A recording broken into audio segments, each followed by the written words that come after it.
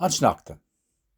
An Sneachta bogbáin ag titim ón spéir, ag gealla na tíre is ag clódach an air.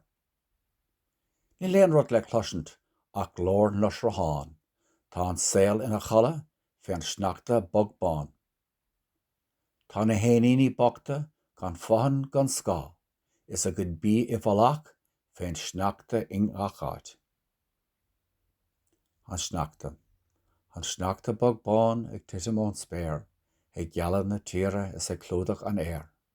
Ní léon rud le cloisint ach glór na srathán, tá an saol ina chala fé an Sneachta bogbáin. Tá na héanaí bochta gan fohan gan scá, is a good bí a bhfealach fé an Sneachta in acháid.